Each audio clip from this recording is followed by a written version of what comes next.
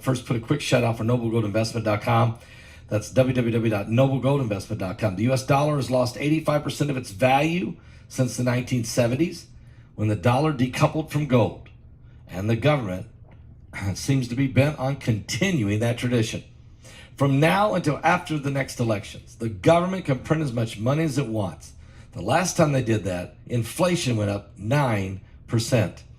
Gold is the one asset that has proven to withstand inflation.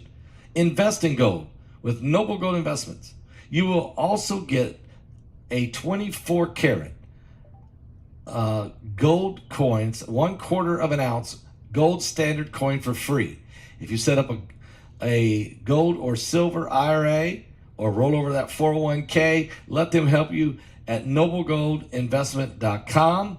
Pick up the phone and call them right now at 877-646-5347. noblegoldinvestment.com. It's the only gold company that I trust. Hurricane Hilary is on a trajectory toward Mexico's Baja California, with the U.S. National Hurricane Center anticipating a perilous situation of, quote, catastrophic and life-threatening flooding for both the peninsula and the southwestern United States.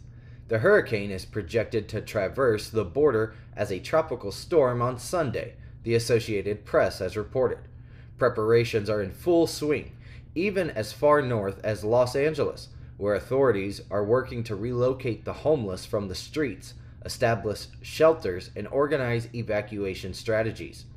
Anticipated to make landfall in Mexico's Baja Peninsula on Saturday evening, Hilary is then predicted to continue its course northward, etching its mark in history as the initial tropical storm to strike Southern California in 84 years.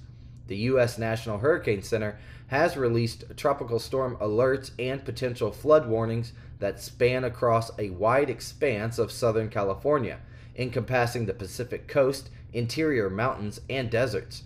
There have been discussions regarding evacuation strategies for California's Catalina Island. His residence has been subjected to a police raid. He has provided testimony to authorities in 4 distinct occasions. A number of his closest supporters have been apprehended. In recent developments on Thursday, local media sources have indicated that a prominent judge has granted investigative team access to his financial and tax records. And back in June, Brazil's electoral authority imposed an 8-year ban on the right-wing former leader's eligibility for public office.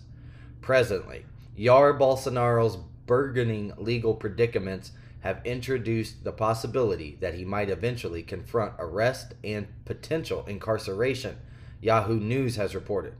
The former 68-year-old Army captain, known for propagating claims of electoral fraud during the previous year's elections, is now under scrutiny concerning his involvement in the January 8th disturbances in Brasilia. During these events, his supporters stormed key government structures in an apparent endeavor to overturn his electoral loss to current President Luiz Inácio Lula da Silva. Since his return from self-imposed exile in Florida following the election, Bolsonaro has come under investigation for allegations of fabricated COVID-19 vaccination records. Further inquiries were underway to ascertain whether he was part of a scheme to eavesdrop on the judge leading investigations against him and whether he attempted to trade valuable jewelry and other presents he received during his presidential tenure. Bolsonaro vehemently refutes any wrongdoing in relation to each of these cases. Much like Donald Trump, he frequently asserts that he is the target of a politically motivated witch hunt.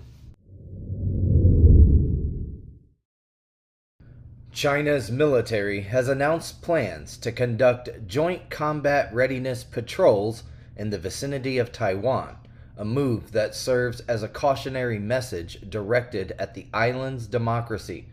This announcement follows closely after a prominent contender in Taiwan's presidential election, Vice President Lai Ching-te, concluded a foreign trip that Beijing had openly criticized. Lai Ching-te, a key candidate, undertook a journey to Paraguay, one of the few nations upholding diplomatic ties with Taipei rather than Beijing, DNYUZ has reported. His travel included stopovers in the United States en route. China's authorities are actively working to limit Taiwan's international engagements, as they regard the island as part of their own territory. They particularly object to visits made by Taiwanese leaders to the United States, which stands as Taiwan's principal political and military ally. Throughout Lai's 6-day journey, Chinese media and officials expressed disapproval of his actions.